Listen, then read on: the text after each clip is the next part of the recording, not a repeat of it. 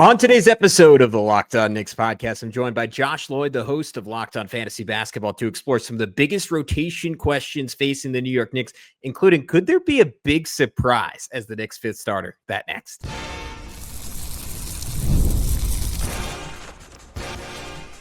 You are Locked On Knicks, your daily New York Knicks podcast, part of the Locked On Podcast Network. Your team every day. You are Locked On Knicks. I'm Gavin Schall, a credentialed media member that's been covering the New York Knicks for nearly a decade on the Saturday coast of the Locked On NBA podcast. And yes, shout out to our boy Alex Wolf. First episode in the post-Alex era. Feels crazy to say. Your favorite play-by-play broadcaster's favorite play-by-play broadcaster. This is Locked On Knicks, part of the Locked On Podcast Network, your team every day, your daily podcast on the New York Knicks, giving you the most detailed insight on your favorite team 5 whole days a week. So be sure to join thousands of other Knicks fans and subscribing to both YouTube and your favorite podcast platform for the best insight on your favorite team every single day. Guys, commenting, liking, subscribing, leaving a 5-star review all really helps us grow the show, and I really appreciate it. Today's episode is brought to you by our good friends over at Monarch Money. Take control of your finances with Monarch Money. Use code LOCKEDONNBA at monarchmoney.com for 50% off your first year. All right, as mentioned, I'm talking to the GOAT of Australia, that is, Josh Lloyd. This is one of my favorite episodes we do every year. I turn over the proverbial host mic to him, and he quizzes me on some of the biggest questions he feels are facing the New York Knicks this year. We mostly talk about the Knicks rotation, what their starting lineup could look like, and to what extent Mike Brown could use the Knicks depth, and will there be a further breakout for OG Anunoby? We'll get into that without further ado right now with Josh Lloyd.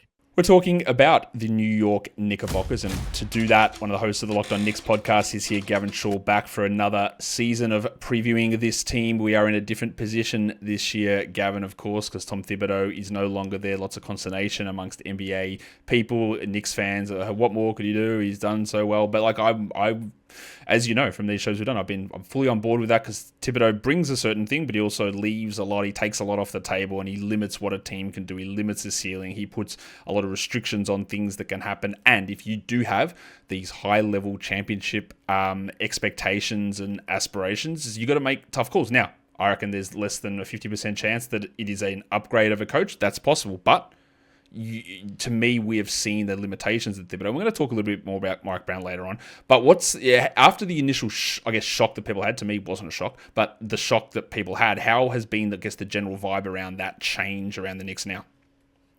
I think if you're talking fan base, there's probably still some level of consternation there. I think we did as good of a job as possible in our show preparing people for that possibility. It was something Alex and I had been I hesitate to say advocating for, certainly earlier in his tenure, but we were sort of wait and see throughout the regular season. I do think what happened with the starting lineup was to some extent or another coaching malpractice. The unit played substantially more minutes than any other 5-man group in the NBA over the course of the season. They were a net negative after January 1st because of an adjustment teams made to put their bigs on Josh Hart, their wings on Karl-Anthony Towns. And Tom Thibodeau, instead of using the regular season with a whole lot of runway to experiment and perhaps find a better alternative, he instead decided to wait until the Eastern Conference Finals or excuse me, I guess did he make it? No, it was the Eastern Conference Finals where he finally made a change.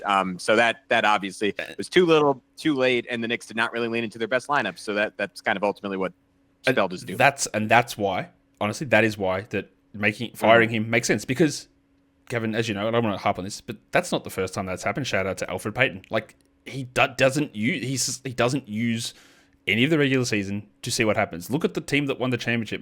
Mark Dagnott literally said this out loud. He's like, yeah, we're going to try different lineups because we just need to see what works. We need to see with Hartenstein or Caruso or Wiggins or Joe or whoever's in that line. We want to see different situations, combinations in different scenarios to see what works. And Thibodeau doesn't do it until like every person around him is screaming in his face like, bro, can you like do something different? He's like, no. And then it's like eventually you get there and you can't do it. Again, the Elfrid Payton one should have been the nail in the coffin to me because it was so blindingly obvious. But then to repeat the same problem year on year on year on year is where you have that limitation. But that does bring us to the first question that we want to talk about, because you talk about that starting lineup, and we saw them go with Josh Hart in the starting lineup. Now, whether you want to call Josh Hart the 3 or Anunoby the 3, whatever, Josh Hart plays this sort of rebounding style. Karl-Anthony Towns went back to playing a center, in large part because Mitchell Robinson was out for most of the season. Precious Achiuwa was as we can tell, unsigned and bad. So they didn't have other options. But Robinson is back. He should be healthy. It doesn't mean that he's going to stay healthy. But do you think that Mike Brown will go into a season or this season with a lineup with Mitchell Robinson starting and Josh Hart coming off the bench? I have no idea, Josh. Honestly, there's been reporting that Mike Brown was inclined that way and he was interested in the double big. There's been reporting that he was gonna ram his head into that same exact wall Tom Thibodeau rammed his head into and say, you know what, it's not those five that don't work together. It was just some of the coaching. And you know what? It's plausible that with the more creative coach offensively that lineup works.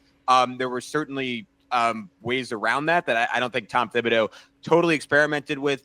Personally, I would start neither of those guys. I would start Deuce McBride, who was the only Knick in all five of their best lineups last season, and was a part of two of the 15 best lineups in the NBA that played at least 100 possessions last year. Interestingly, one of them was the starting lineup with Deuce for Mikal Bridges, not for Josh Hart, but I don't know how well that would go over. I do think it's very safe to say, barring something shocking, that Jalen Brunson, Mikal Bridges, OG Anunoby, Karl Anthony Towns will all be starters. Whether it's Mitch, whether it's Josh, whether it's Deuce. I mean, heck, I would be interested in seeing Gershon Yabusele in that starting lineup. I think that could potentially work pretty well.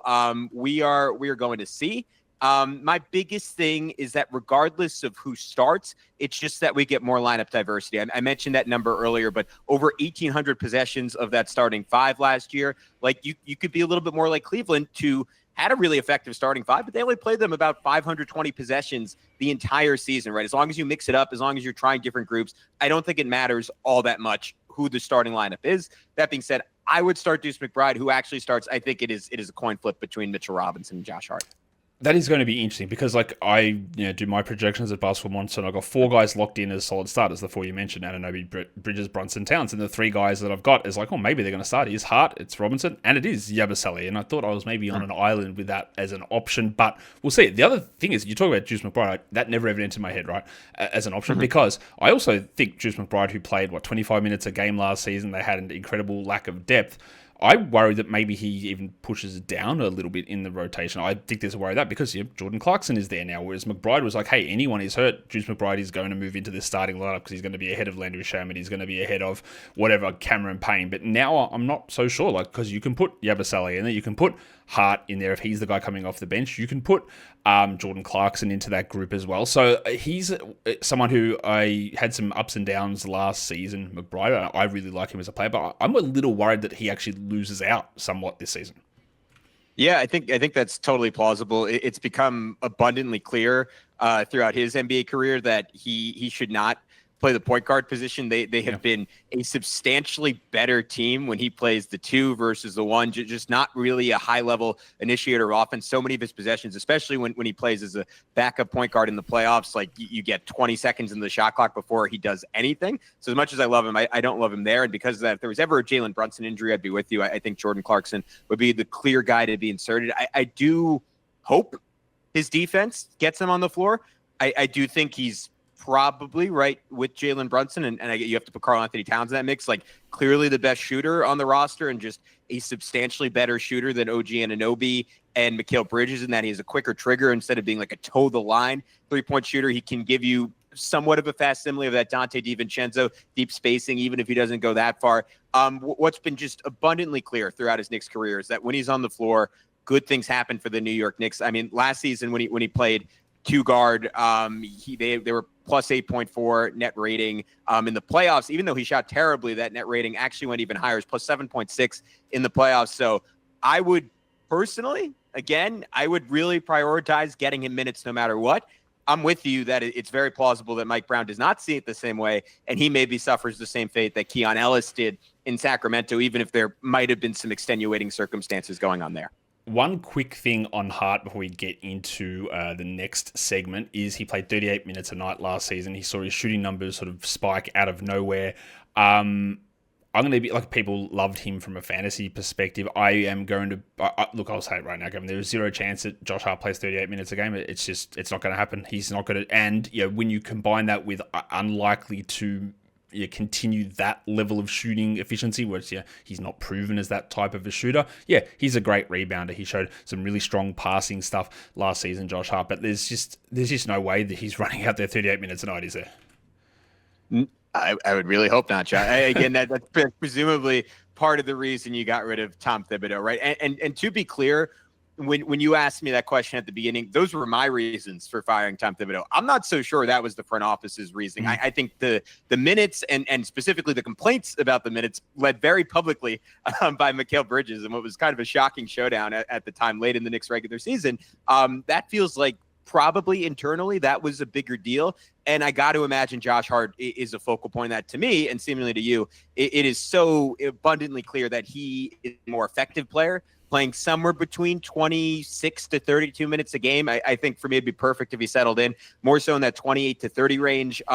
He was dealing with, there was a complicated name for it, but it was essentially runner's knee. And you saw his effectiveness like really fall off after the All-Star break, right? He was shooting 56% from the field pre-All-Star break, only 45% post-All-Star break. Mm-hmm. The free throw shooting fell off dramatically. I don't know if you could blame that specifically on the knee, but he just by and large did not look consistently explosive in the playoffs. He certainly had games, particularly 1 and 2 against the Celtics, where he was spectacular. He was clearly wiped by that Pacers series, right? Just kind of a pathetic showing in that game 6. And to me, the single biggest factor there is managing his minutes and let him be just the absolute, seemingly, to be clear, I don't want a lawsuit, seemingly coked out maniac. He is at his absolute best on the basketball court, and that's playing limited minutes. You're right. And like, this is, again, we'd go back to Tom Thibodeau. I'm going to talk Mike Brown in a second, but like, this is the thing is you get to these games and everyone is done. Like they're cooked.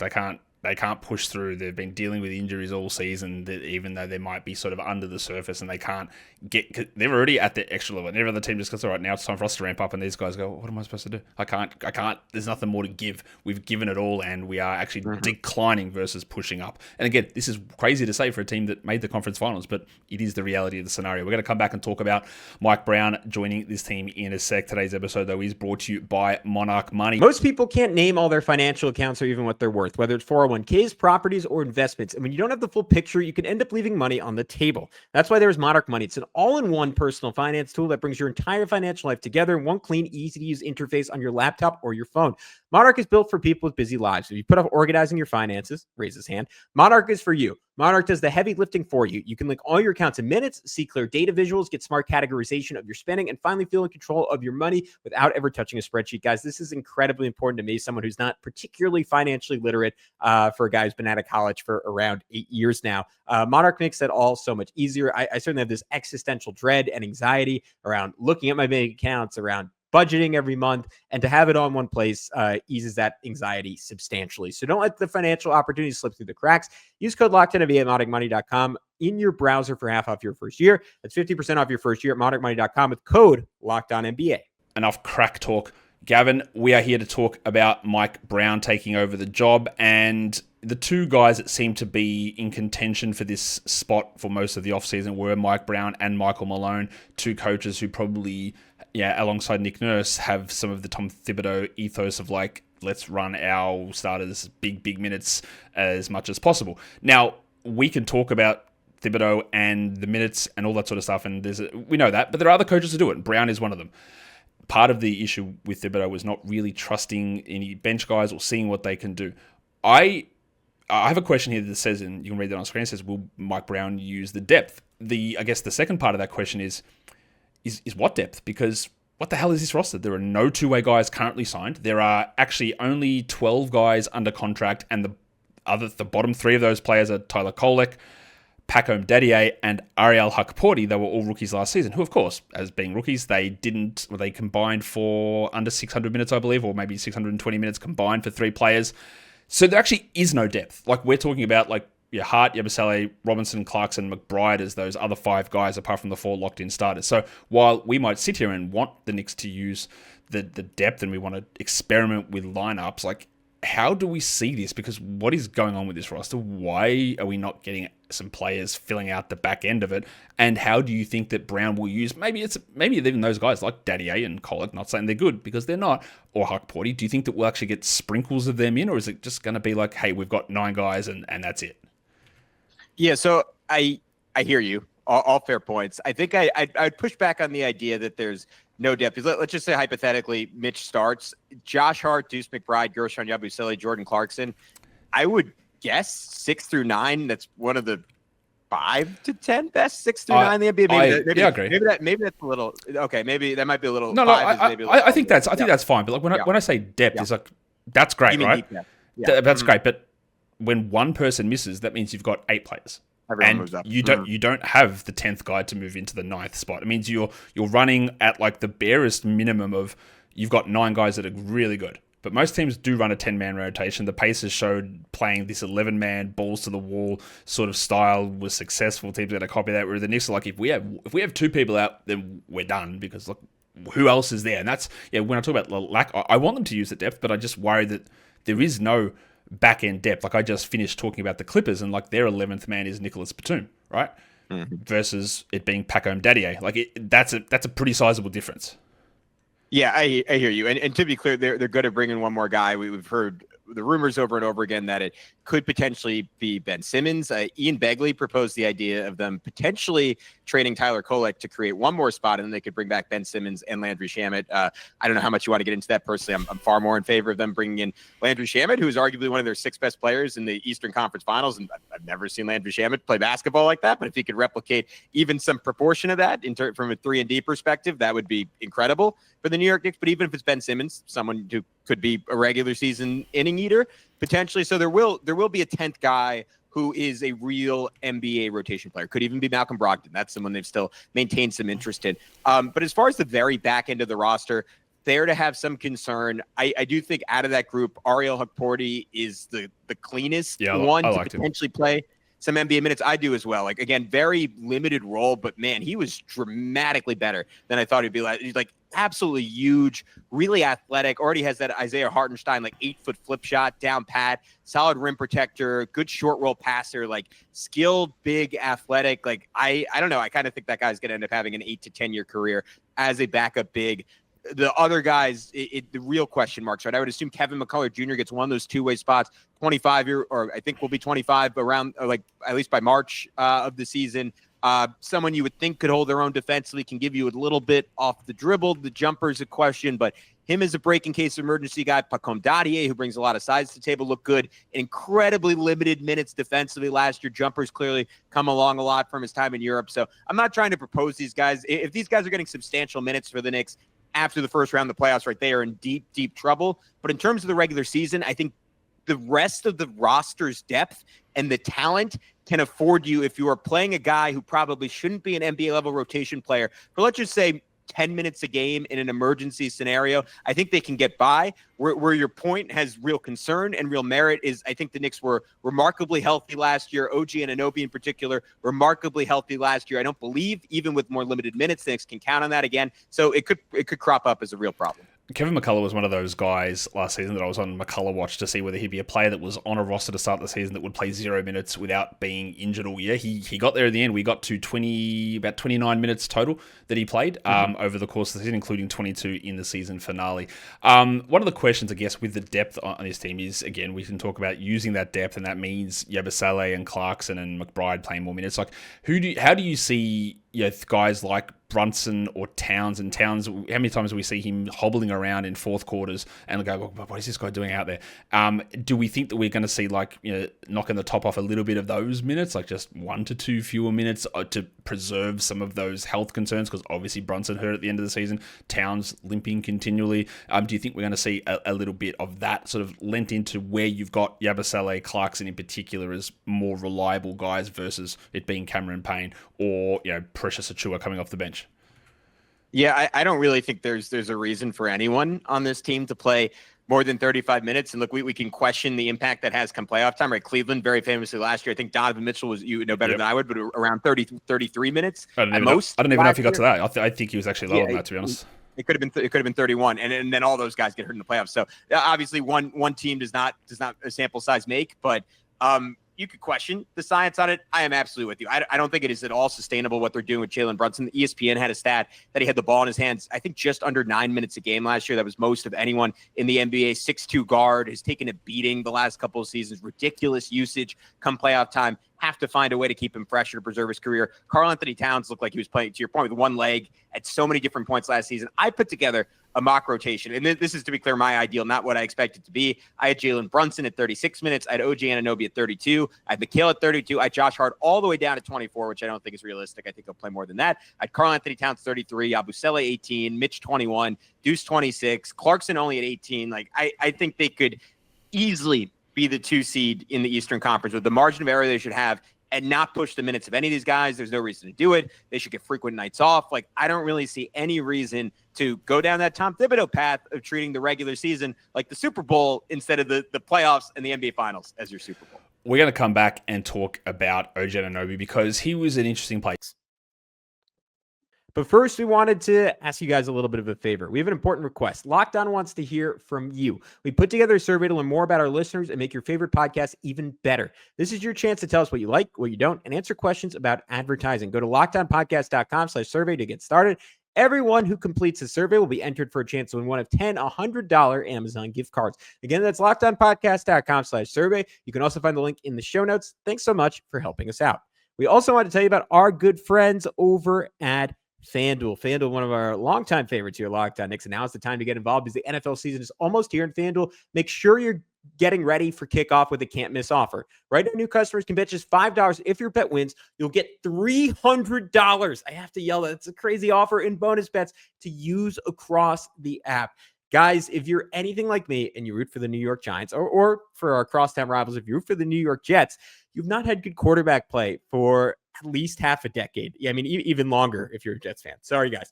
And you need to find some way to make Sundays more interesting. FanDuel is an incredible way to spice up your Sundays a little bit, right? Have a little bit more extra skin in the game. So if you're ready to play, download the FanDuel app now by visiting FanDuel.com to get started. That's FanDuel.com to place your first $5 bet. Yeah, the fact that OG was able to stay healthy, which he hadn't in the past, and even like when he came across in the trade mid-season, the season before, he had some, like, he was struggling a little bit in Toronto. There were some nice little signs, but yeah, he was good, and then he had the weird arm issue that seemed to linger and whatever else was going on. But he continued and played a lot last season and was healthy. But the thing that, I mean, some people will be aware of this, but he also, as the season went on, and when Jalen Brunson went out, but even when Brunson came back, he just became this high usage player. And it worked. I don't know how it worked. I don't know why it worked. I don't know why we went into this situation where OG just became this guy that was starting to become a relied upon offensive player. Do you think that that is a Brunson absence thing? Do you think that is something that they will lean into more because it was a very stark difference? Like, again, you can look at the overall numbers and they're not like, they don't stand out hugely. He was at 19.5 usage in his 37 minutes. He averaged 18, 5 and 2. Like, his steal and block numbers are there. He shot the ball, really solidly, but it did have a noticeable change in the middle of the season. It did start to fall a little bit when Brunson came back, but where do you see that? Because he was up to getting 25, 26 usage for a 2-month period, basically.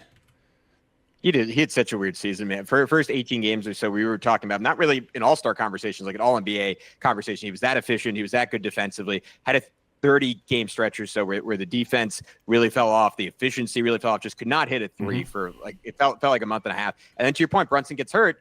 And that was really out of necessity more than anything else, right? They just had a real dearth of ball handlers, like a big difference between Karl Anthony Towns and Julius Randle is that for people who don't watch the Knicks or didn't watch the Timberwolves in the past, Cat is not really a guy you can give the ball to, and he just bulldozes his way into the lane, draws 3 guys, sprays it out for a corner 3, right? He's just not a talented passer off a live dribble in that way, the same way Julius Randle was. And in turn, the Knicks needed to find some facsimile of that. They got a little bit of it from Mikal Bridges. They got a tiny bit of it from Tyler Kolek off the bench. I got a whole lot of it from OG Anunoby. I never expected some of the passing they saw from him in that stretch. I think there was like a 10-game stretch where he was 28, 8 and 5, I want to say, and he was shooting like 59% from the field, 47% from 3, 87% from the line. Like, he was ridiculous, and some of that was unsustainable shooting. What was crazy is, like, he's always felt like very methodical and almost borderline robotic as a ball handler. Like, he was cooking guys, Josh. Like, you could have thrown him on an and one mixtape at a certain point, like double between the legs. I'd never seen anything like it from him. I don't know what was going on. It was like, who is this guy? Like, he has never shown this, and he was like, yeah, I'm a number one now. It's like, I don't think so. But then he just kept doing it, and he kept doing it. And, all of his advanced metrics were sky high. He had a true shooting of like 69% for like this 2-month period. Everything went up, and I don't know if it's an evolution. I don't know if it was a weird blip. Because in the playoffs, it did sort of come back to earth a bit. And to me, it's one of the big sources, because if he can elevate into that guy, and we've seen Mikal Bridges jump into that role, and it doesn't work that well, and we know about his issues and the concerns with putting him in this larger role. But with OG in a larger offensive role, if that's able to sustain it, it does change, I guess, the dynamics of this squad. Yeah, I mean, it was the epitome when someone says a player's acting different. That was the epitome. Some people theorize it had to do with which actresses were watching courtside MSG. I don't know. I'm not an expert on that. I forgot about that storyline. Yeah. Shout out Suni Lee. I think people talk about. Anyways, back to the topic at hand. I don't think it's going to significantly impact how he's used next year, just because that really isn't who he's been throughout his career. I do think like the one thing I would try to do is just get him the ball in less stagnant situations. Like we saw, it was very rare, but like the couple times during the season in the playoffs where they used him as a roller, or where they used him in like a big pick and roll with Karl Anthony Towns, like it was fun. There were good results, and just getting him momentum going towards the rim. Because as you know, like he is a freak of nature, incredibly strong, great leaper off the run. Like that I think is a little bit real, or like possessions where he's slingshotting off a screen and can attack with some momentum, right? I think him catching the ball at the wing, going to work from a standstill is not something that should be happening when Jalen Brunson's on the floor. I do think, despite your fair critiques of Mikal Bridges, given what he did in Brooklyn, at least for some stretch with some efficiency, he's probably a little bit more equipped to operate as a lead ball handler if Brunson's out for a substantial time. I just think it's something you have to work in fits and spurts. And I do think maybe the most important impact of that is you get like a happier OG Anunoby and a more engaged defensively OG Anunoby when he gets consistent touches on the ball, because he certainly believes and has believed for the majority of his career that can be a part of his game and he can be good. And you know what? He proved it to some extent late last season. Well, if you've got the number for Suni Lee or for Anne Hathaway, you can get them down to all these games, maybe even fly them out to some road games, and we'll see what sort of impact that makes. Gavin, maybe even get them on Locked On Knicks, see if it gives a bump to your numbers. Well, you never know. Maybe it's just a general tonic for everyone's performance. OG Anunoby will be watching if that happens. There you go. Let's get it happening. Let's get them over there, and of course, let's get everyone over to Locked On Knicks to listen to you guys talk about this Knicks season, which is one of change, one with still very high hopes, and one who's again, the preseason story isn't even written yet because again, this roster's still not complete. But we'll see exactly where that goes. I think that Malcolm Brogdon one you mentioned will be a very interesting signing. As much as he's broken down, their ball handling or passing skills across the roster sort of drops off pretty dramatically. So we'll see exactly what happens there. Gavin, thank you again for coming on and talking about the New York Knicks in a new era of the Knicks. And everyone check out Locked On Knicks. Thank you again. Highlight of my year every year, Josh. Thanks for having me.